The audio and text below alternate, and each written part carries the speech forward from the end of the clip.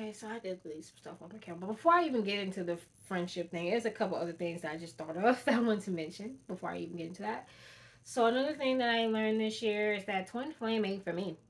That's probably the next big thing that I learned is that twin flame ain't for me. I did not realize. I thought one person in particular was my twin flame, and he's not my twin flame. Actually, I've already met my twin flame, already dated him, and to be honest, it was probably one of the most positive experiences I've ever had. I just don't think that needs to be revisited, at least not at this time. And anything about twin. And the thing is, I'm not saying twin flame is bad. Twin flame, don't date your twin flame. I'm not saying that, but what I am saying is there is a dynamic that it's a cycle. It's a repetitive cycle where one person is a chaser, the other one's the runner, and sometimes those roles flip. And it's crazy because I had my awakening, my spiritual awakening, because I feel like in 2013 I was sleepwalking in my spiritual journey, meaning I was doing things, but I didn't realize what I was actually doing. And then it just hit me in 2019, August 15th, which is my uncle's birthday, August 15th, 2019. 6 years later, that wow, I'm on this spiritual journey. And I became aware of the things that I was doing, such as shadow work, such as light work, sometimes having visions and things like that. Um, and I did a full moon ritual, and I basically manifested my twin flame into my life, and it was a lot of fun. He was a good guy, but that dynamic kept switching because at first I was the runner, he was a chaser, and then I became the chaser. He became the runner, but we ended it on a good note, and I have nothing but respect for him, and I do have love for him. But we good on that. We're good on that. What else did I learn this year? Before I get into the friend thing, I started back reading my Jehovah's Witness book. If y'all want a video on Jehovah's Witness, my experience with them, just ask, because I'll do the video. I want to do it from a more positive perspective though, as far as like not be so negative, because I did a video on the Jehovah's Witnesses. I got bashed by Jehovah's Witnesses, which I'm probably gonna get that regardless. But not necessarily be, I feel like despite the fact that I disagree with the religion, I did learn a lot. And reading the Revelation book, the Red Book, and you can order that book if you don't want to go through the Jehovah. I highly recommend y'all read it. I wouldn't necessarily go through the Jehovah's Witnesses to get the book. You can order that book off Amazon. That's where I got mine from. And just reading the first few chapters is already mind blowing enough. And the fact that apocalypse doesn't necessarily mean war, although there's war happening around us. It's more so revelations, and revelations doesn't have to be a bad thing. It could be a great thing, and it could be a beautiful thing. So it's not necessarily a bad thing. Trials and tribulations is it could be a worldwide thing, or it could be a personal thing. It could be both. In fact, it's because people don't love themselves is why the world the way that it is. You know what I mean? But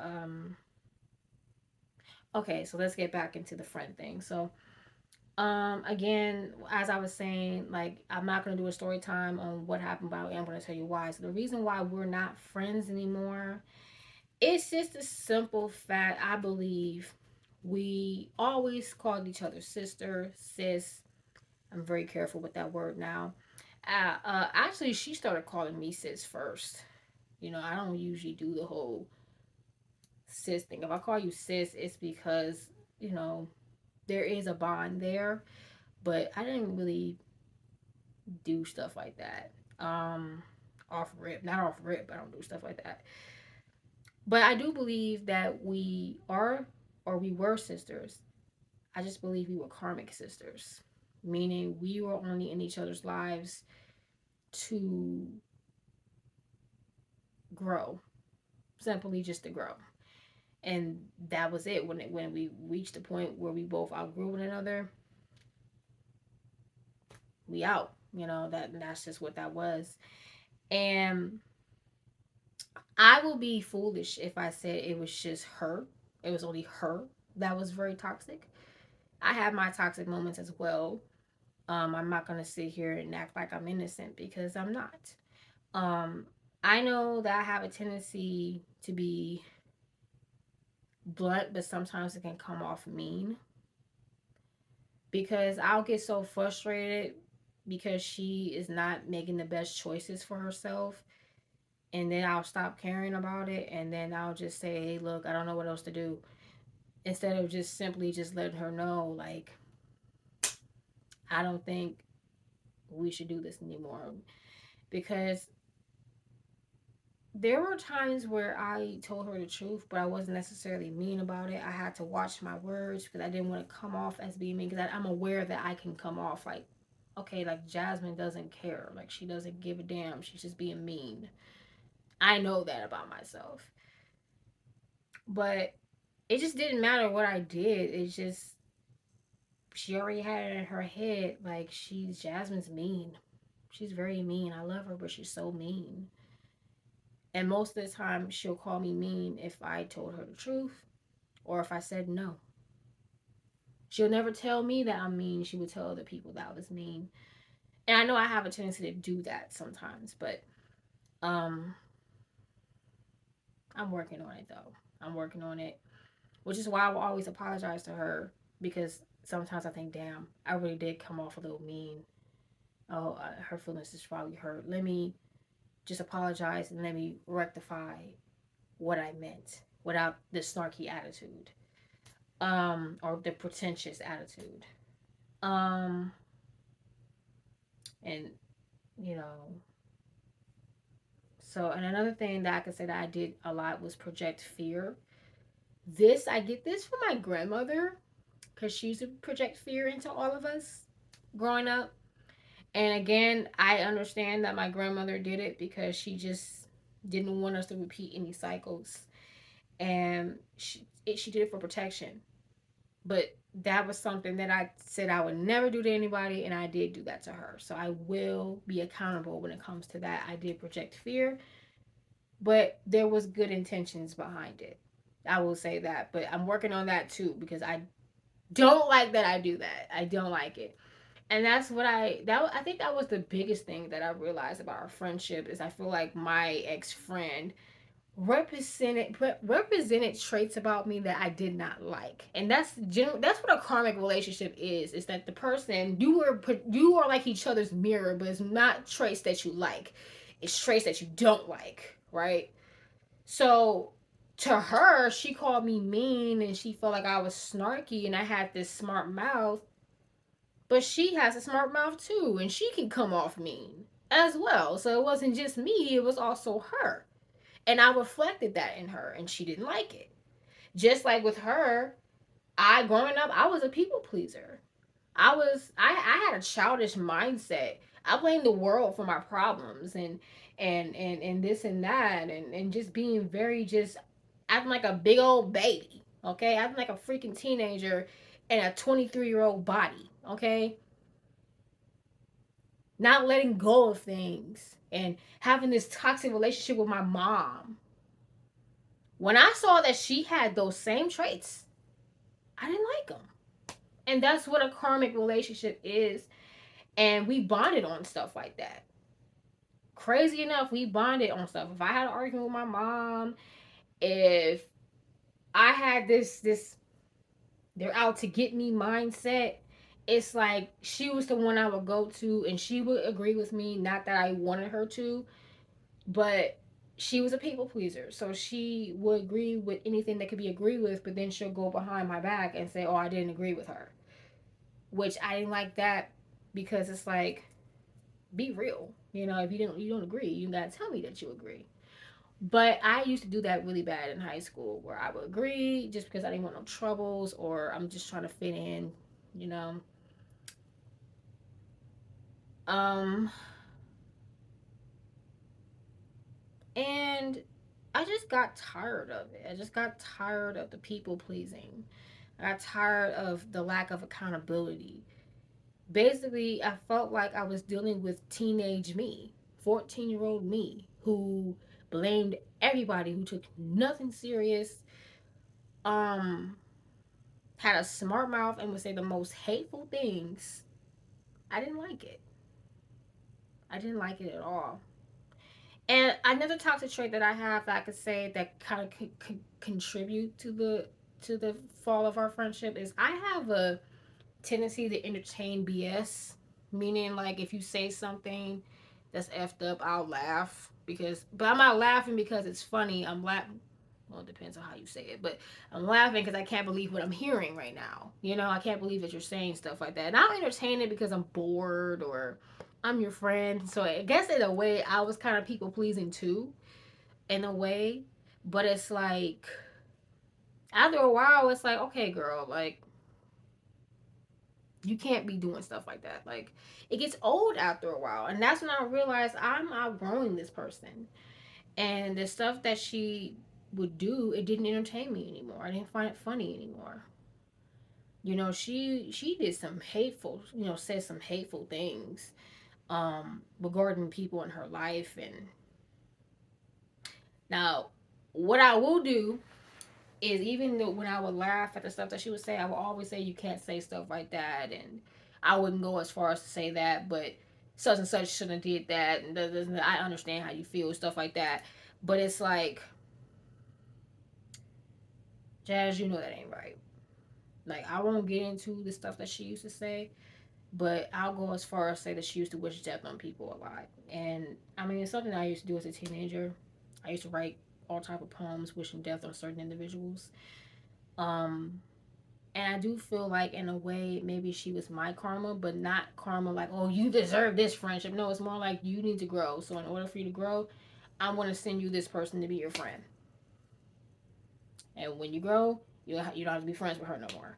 And when you think about karmic relationships, that's exactly what it is. It's like paying off a karma debt, something you did in your past. And it don't have to necessarily be a past life. It could be something you did when you were a teenager. You know what I mean? And I paid it. And that's why, and I got to a point, and it's crazy because really our friendship should have ended 3 years ago during quarantine, to be honest. She picked up and moved to another state, and that's when it should have been cut off, because there would be so many times I would have to give her big girl talks, and I don't think she appreciated it. I think she told me to my face that she did, but I think she resented me for it because I was just being honest with her. Because you're my friend, I'm going to be honest with you. It should have ended then. I remember she almost ruined my college graduation and my birthday because they were like a day apart from each other, and it should have just ended. She we got into an argument over another friend's baby shower. Um, it just should have ended, and I would try to save it because I'm like, no, that's my sister. I can't let her go. That's my sister, and I've done some wrong too, and again, I'm being accountable. I have to learn to work on my delivery when it comes to being honest. Because just because you're being honest doesn't mean you have to be mean. But sometimes I think being mean is the only thing, is the only language that people understand. Because when you sugarcoat, you don't get no respect. But you don't have to be mean because now people are gonna call you mean. So I do have to work on my delivery. It sucks. Sometimes it's not what you say, it's how you say it. And I've been told this many times. My mother has told me this many years. You may be right in what you're saying, but when you're saying it in a nasty way, Jazz, no one's going to listen to you. No one's going to care about what you have to say. Now they're going to look at you as being mean and wow. And she was right. I love my mom. I love my mom. We like this. Okay.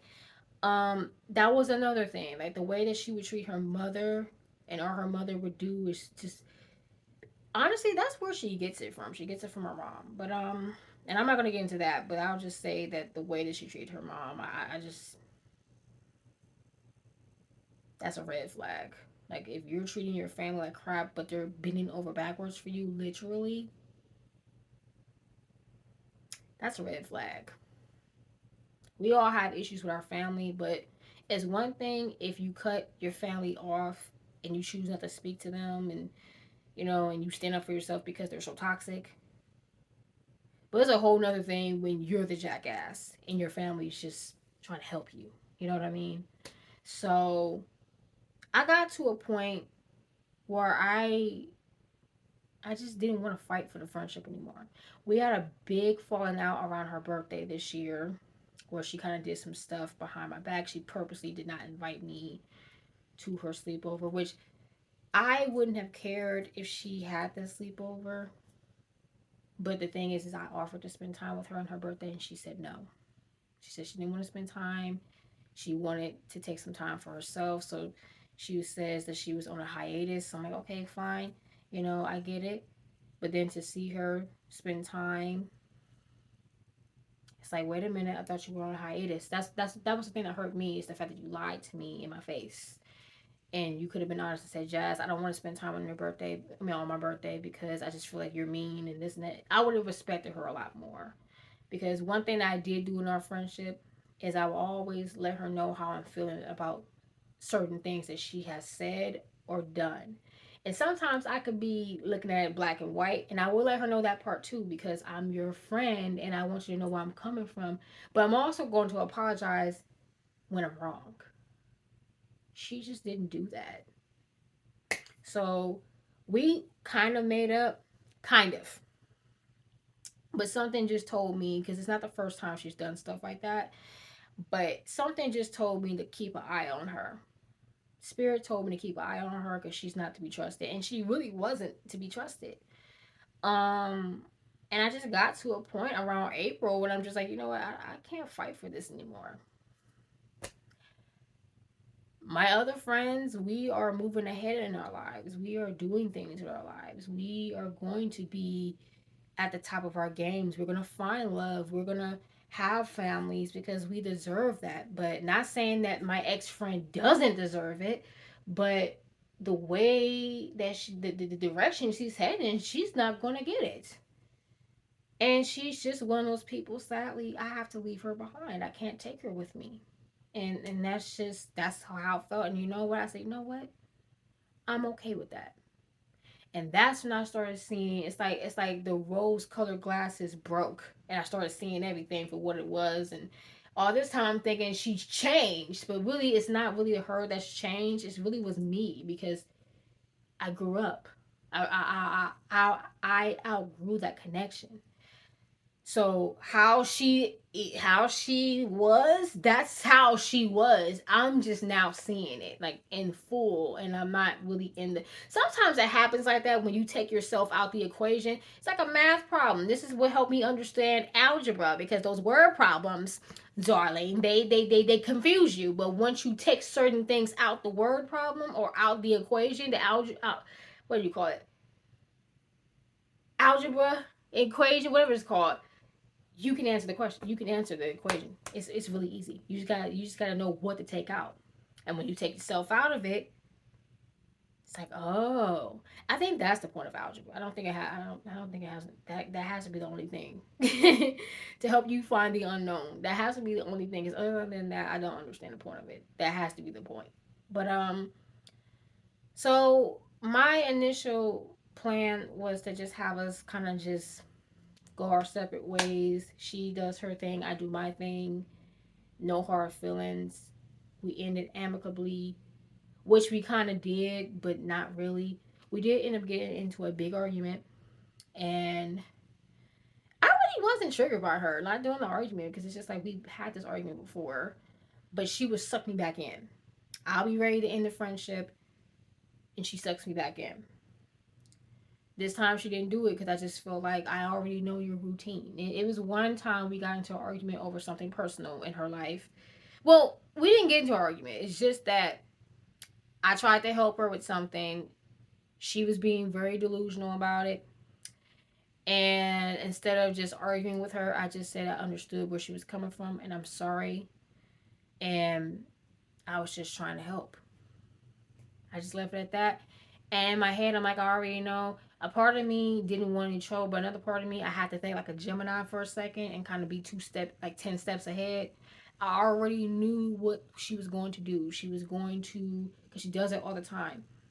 I will apologize, and then she'll come out and she'll say, oh, it's okay. You're right. You're just trying to help me. It's no love lost, sis. And that's exactly what she did. And I remember reading the message and rolling my eyes, because I'm just like, you do this all the time. It's really no point in arguing with you because you do this all the time. So basically she tried to do that, and basically she wasn't being accountable. And I had admit my accountability, but she wasn't. She was pointing out her issues, but she wasn't necessarily being accountable. She was blaming everybody outside of herself, anything outside of herself, for the reason why her life is the way that it is. Kind of similar to what I did in 2019 when I had my mental breakdown. I blamed my family for everything instead of looking in the person in the mirror and being like, okay, yes, you went through, you came from a toxic environment, but if you let that experience overpower everything else, you're never gonna be happy. And I said that I didn't want to end on a bad note, but I do feel like one of the last things I said to her was, I love you, but because I love you, I have to let this go. That was one of the last things I told her, and I thought everything was good until I heard she was talking crap about me, making up lies about me, and I ain't gonna lie, I spazzed out to myself. But it's just like, you know what? Why am I getting upset with this girl? She's hurting. That's why she's doing what she's doing. It's similar to someone else on social media who I will not mention. But if you know, you know. But spazzing up, making up lies and twisting everything because she's hurting, and it really don't have anything to do with me. It's more so her childhood and things that she has to resolve for herself. And even to this day, like I don't now I'm not completely healed from it. I will admit I am not completely healed from the situation. Um this is gonna be a long video. I feel like y'all gonna watch it though. But it's more so like I'm still hurting or mourning. And I know that I'm still feeling it because, like I said, when I don't care about you, I mean. So I'm trying to work on not being so shady, meaning like when I bring her up, I'm throwing shade, okay? Um, because at the end of the day, I do feel like we are karmic sisters. She was supposed to help me, and I was supposed to help her. And I don't know if she learned anything from the experience, but I know that I did. And I'm just ready to move on. And yeah. So that was like the big thing that I learned. And then when it's time to let things go, it's time to let them go. Don't, because you're gonna have to let it go eventually. You're gonna keep to keep on entertaining the BS, but you trying to entertain it differently. It's like insanity. It's like you try different methods, but you get the same result. It's insanity. And I mean,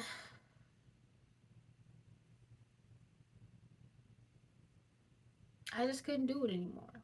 And it should have ended 3 years ago. The same time I ended a connection with another friend who's just like her, only I think this friend may be worse than that one. Okay.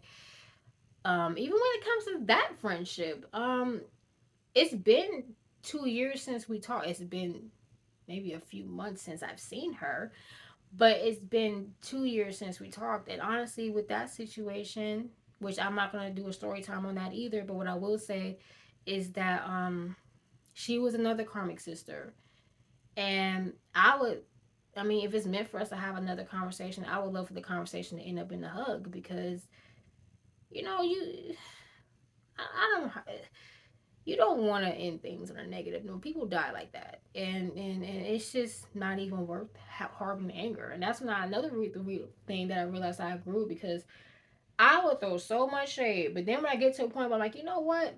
I hope they're happy. I hope that, I can't really be mad because they live in their life and they traveling this and that. Who am I to be mad? Like, because I could be doing that too. So if anything, live it, girl. And if we meant to come back in each other's lives because there's something else we need to learn or something else needs to be visited, or we could be cordial. I'm all for it. But if it ain't meant, it ain't meant. You know, it ain't meant, and that's just that.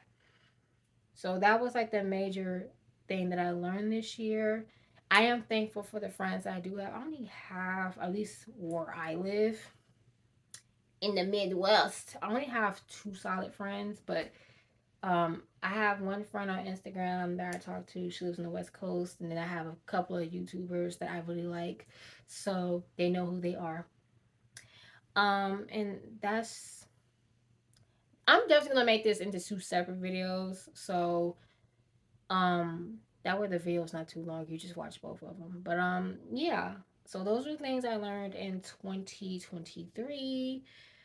I do have more videos. I say that and I never film them. This we gonna be consistent.